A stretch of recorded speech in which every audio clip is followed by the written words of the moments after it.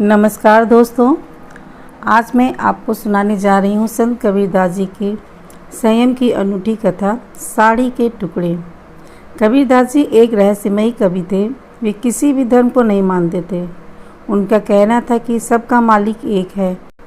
वे अपनी जीविका चलाने के लिए एक जुलाहे का काम करते थे।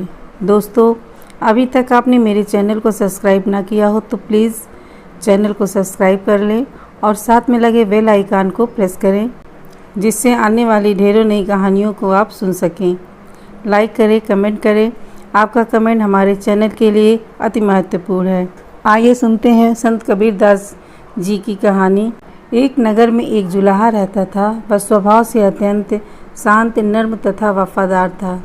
उसे क्रोध तो कभी आता ही नहीं था। एक बार कुछ लड़कों को शरारत सूझी। वे सब उस जुलाहे के पास यह सोच कर पहुँचे कि देखें इसे गुस्सा कैसे नहीं आता। उनमें एक लड़का धनवान माता पिता का पुत्र था। वहाँ पहुंचकर वह बोला, यह साड़ी कितने की दोगे? जुलाहे ने कहा, 10 रुपये की। तब लड़के ने उसे चढ़ाने के उद्देश्य से साड़ी के 2 टुकड़े कर दिए और एक टुकड़ा हाथ में लेकर बोला, मुझे पूरी साड़ी नहीं चाहिए, आधी चाहिए। इसका क्या दाम लोगे? जुलाहे ने बड़ी शांति से कहा, 5 रुपये। लड़के ने उस टुकड़े के भी 2 भाग किए और दाम पूछा। जुलाहा अब भी शांत। उसने बताया, 2.5 रुपये। लड़का इसी प्रकार साड़ी के टुकड़े करता गया। अंत में बोला, अब मुझे यह साड़ी नहीं चाहिए। यह टुकड़े मेरे किस काम के? जुलाहे ने शांत भाव से कहा, बेटे तुम्हारे ही क्या, किसी के काम के नहीं रहे। अब लड़के को शर्म आई और कहने लगा, मैंने आपका नुकसान किया है, अतः मैं आपकी साड़ी का दाम दे देता हूँ। जुलाहे ने कहा कि जब आपने साड़ी ली ही नहीं तब मैं आपसे पैसे कैसे ले सकता हूँ।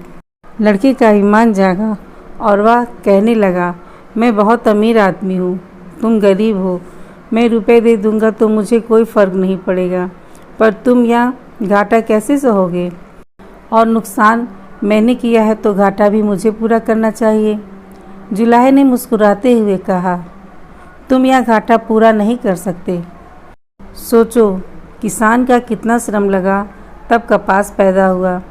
फिर मेरी स्त्री ने अपनी मेहनत से उस कपास को बुना और सूत काता। फिर मैंने उसे रंगा और बुना। इतनी मेहनत तभी सफल हो जब इसे कोई पहनता, इससे लाभ उठाता, इसका उपयोग करता। पर तुमने इसके टुकड़े टुकड़े कर डाले। रुपए से यह घाटा कैसे पूरा होगा?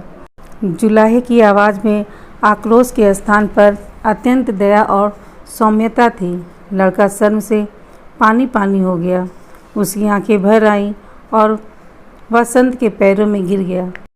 जुलाहे ने बड़े प्यार से उसे उठाकर उसकी पीठ पर हाथ फिराते हुए कहा, बेटा, यदि मैं तुम्हारे रुपए ले लेता तो उसमें मेरा काम चल जाता, पर तुम्हारी ज़िंदगी का वही हाल होता जो इस साड़ी का हुआ।